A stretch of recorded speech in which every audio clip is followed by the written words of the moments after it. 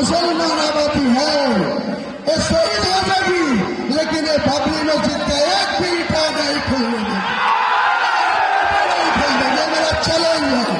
भारत का हिंदू पढ़ेगा गीता, जिएगा गीता, तो सनातन विरोधियों को धराशायी करे।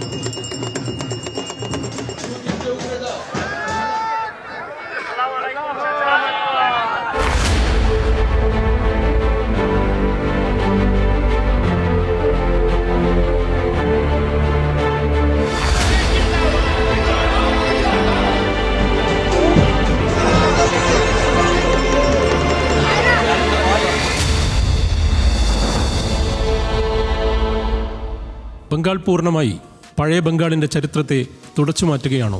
ഏറെ മാറിക്കഴിഞ്ഞെങ്കിലും ഇതുവരെ കണ്ടിട്ടില്ലാത്ത ബംഗാളിന് മുൻപ് ശീലമില്ലാത്ത ധ്രുവീകരണങ്ങളാണ് നിയമസഭാ വോട്ടെടുപ്പ് വരാനിരിക്കെ നടന്നുകൊണ്ടിരിക്കുന്നത്. ഹം തനാതനി നഹീ സനാതനി ചാഹത്തെ ഹൈ.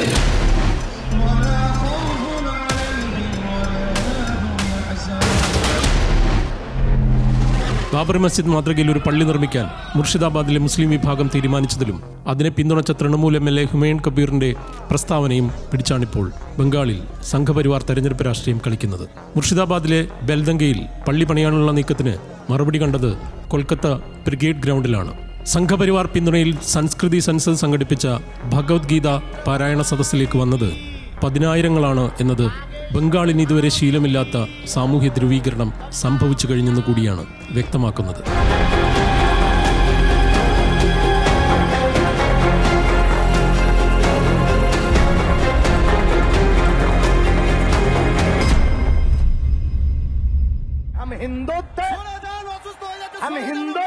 ആർജിക്കർ മെഡിക്കൽ കോളേജിലേതടക്കം ബലാത്സംഗ കൊലകളുടെ പശ്ചാത്തലത്തിൽ സംസ്ഥാനത്തെ സ്ത്രീ സുരക്ഷയും ബംഗ്ലാദേശി മുസ്ലിം നുഴഞ്ഞുകയറ്റ വിഷയവും മമതാ സർക്കാരിന്റെ അഴിമതിയും കൈക്കൂലി രാജ്യമാണ് ഇതുവരെ തെരഞ്ഞെടുപ്പ് വിഷയങ്ങളായി BJP ഉയർത്തിയിരുന്നത്.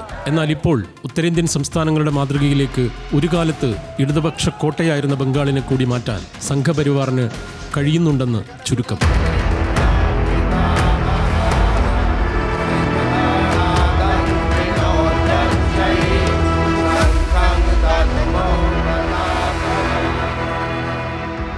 പള്ളി പണിയുമെന്ന തൃണമൂൽ MLA ഹുമയൂൺ കബീറിന്റെ പ്രഖ്യാപനവും പള്ളിക്ക് തറക്കല്ലിടലും സംഭവിച്ചതാണ് ഭഗവത്ഗീത സത്സംഗങ്ങൾക്ക് കാരണമായതെന്നാണ് BJP പറയുന്നത്. വിടുവായത്തം കൂടുതലുള്ള ഹുമയൂൺ കബീറിന്റെ വാക്കുകൾ തൃണമൂലിന് അപായ സിഗ്നൽ നൽകി.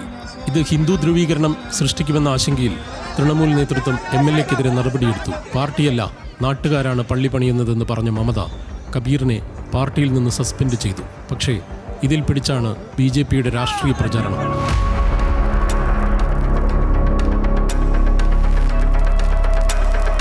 294 അംഗ അസംബ്ലിയിൽ 90-ലധികം സീറ്റുകളിൽ മുസ്ലിം വിഭാഗത്തിന് വ്യക്തമായ മേൽക്കൈ ഉള്ളതിനാലും പൗരത്വ പ്രശ്നവും SIRഉം അവർക്ക് മുന്നിൽ ഭീഷണിയായതുകൊണ്ടും തൃണമൂലിനെ പിന്തുണച്ചു പോന്ന മുസ്ലിങ്ങളുടെ പേരിൽ മറുപക്ഷം ശക്തമായ വോട്ട് നിരയുണ്ടാക്കാൻ ശ്രമിക്കുന്നു.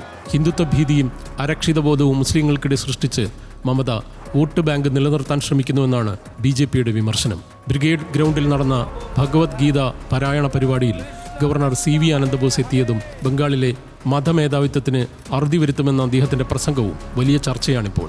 മുർഷിദാബാദ് സംഭവത്തെയും ഗവർണർ വിമർശിച്ചു. ഇതോടെ ഗവർണർ രാഷ്ട്രീയ പ്രസംഗം നടത്തിയെന്ന വിമർശനം തൃണമൂലും ഉന്നയിച്ചു.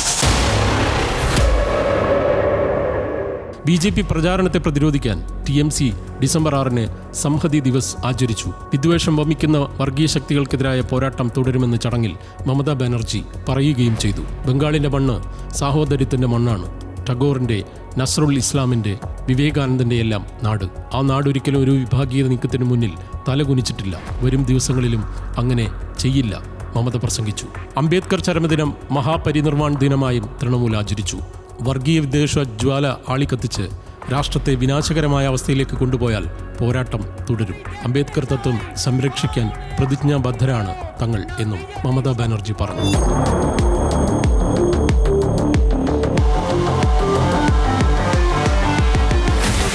ഏതായാലും തെരഞ്ഞെടുപ്പ് അടുത്തതോടെ പതിവില്ലാത്ത വിധം ഹിന്ദു മുസ്ലിം ധ്രുവീകരണ പോരാട്ടത്തിലേക്ക് കൂടിയാണ് ബംഗാൾ രാഷ്ട്രീയം എത്തുന്നത്.